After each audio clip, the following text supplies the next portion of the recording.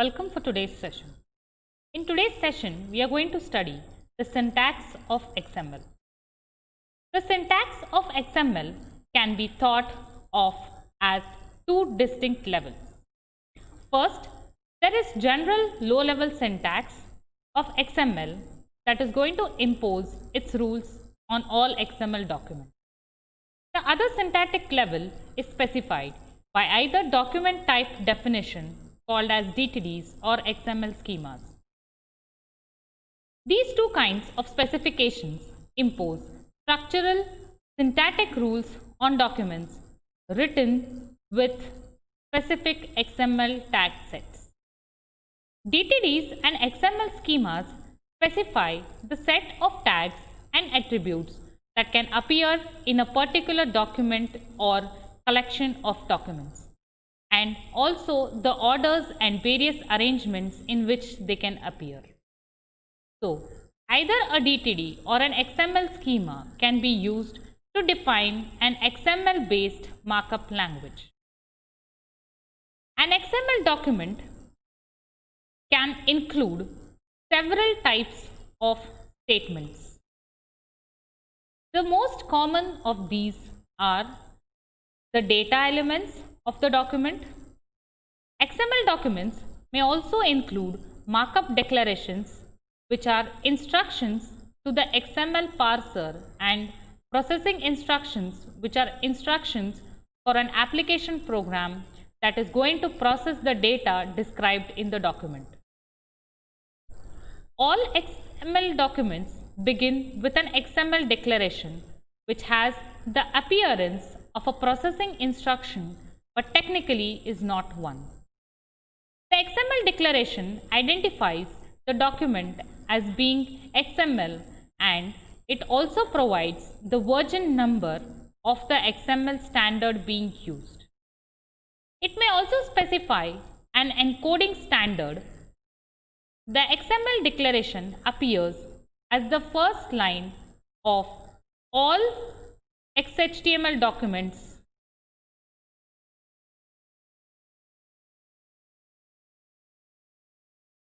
Coming to the comments. Comments in XML are the same as in HTML. They cannot contain two adjacent dashes for obvious reasons. XML names are used to name elements and attributes. An XML name must begin with a letter or an underscore, and it can include digits, hyphens, and periods. XML names are case sensitive. Also, there is no limitation for the length of names. A small set of syntax rules applies to all XML documents. Every XML document defines a single root element whose opening tag must appear on the first line of XML code. All other elements of an XML document must be nested inside the root element. The root element of every XHTML document is HTML. XML tags, like those of XHTML, are surrounded by angle brackets.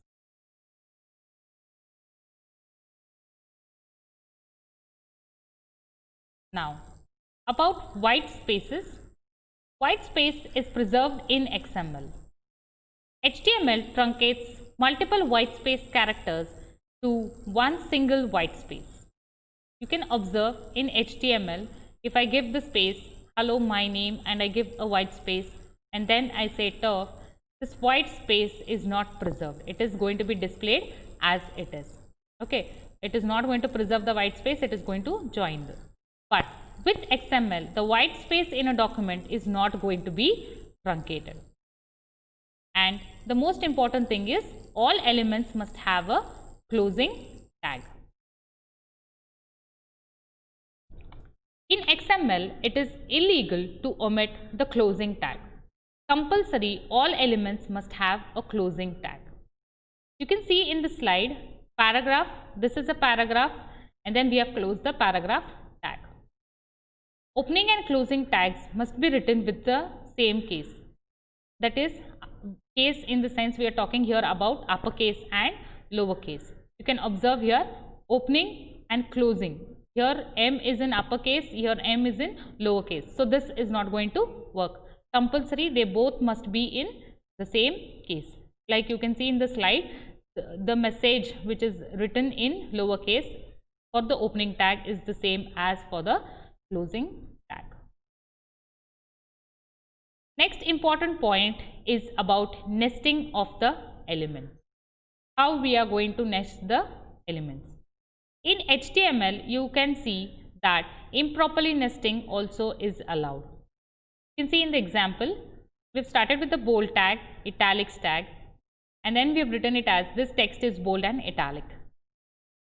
Here, first thing actually should close is the italic tag and then the bold. But it's okay that you exchange the order. So this is fine with HTML.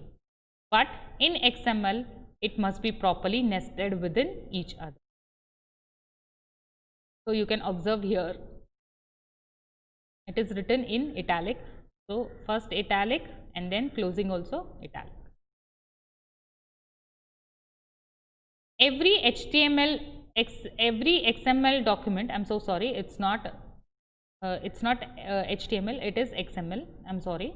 Every XML document must have a root element, and every root element will have one it is called as the parent for other elements. You can observe in the slide, there is one root element, then you have child. So for this child, the parent is the root element.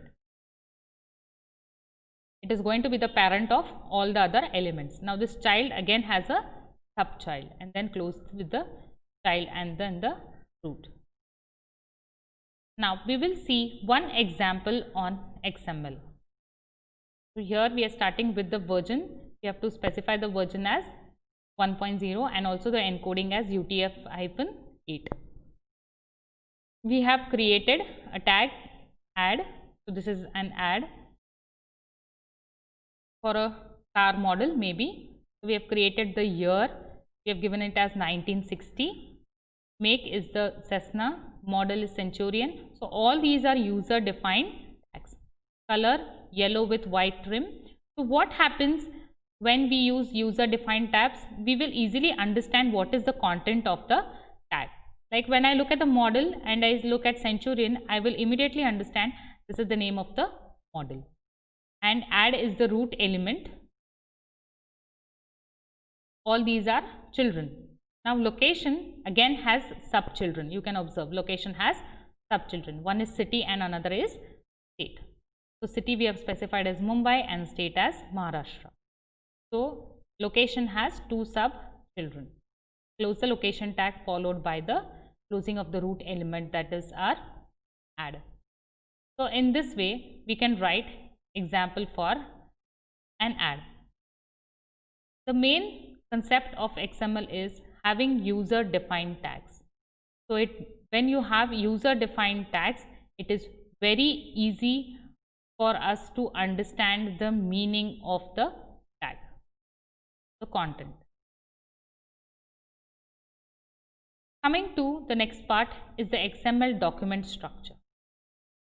In the XML document structure, we will first try to find out what an XML document contains. The XML document contains of some building blocks. They are elements, tags, attributes, entities, PC data and character data. So elements are the main building blocks of both XHTML or HTML and XML. And these elements can contain text or other elements, or they might be empty. So we will see about the other XML elements in the next session. Thank you, students.